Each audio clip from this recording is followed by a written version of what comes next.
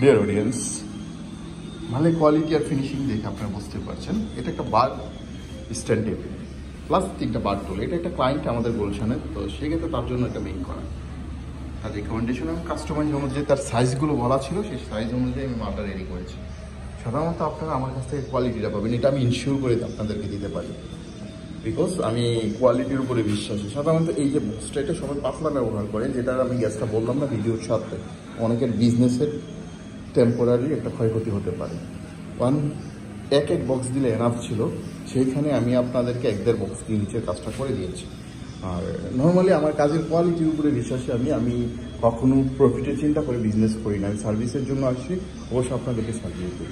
আপনারা চাইলে আশা করি কোয়ালিটিফুল প্রোডাক্ট আমার কাছ থেকে নিতে পারেন।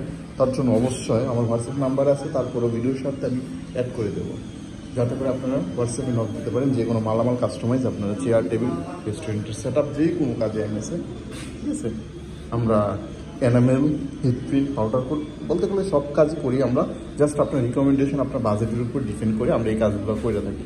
তো চাইলে আপনি কল দিতে পারেন। আর সব ধরনের এমএসের কাজগুলো করি আমাদের নিজস্ব ওয়ার্কশপ ওইদিকে, আর ফ্যাক্টরি আছে সামনের দিকে। তো এই জিনিসগুলো আমি ভিডিও আকারে আপনাদেরকে পাবলিশ করবো, আপনারা দেখতে পারবেন।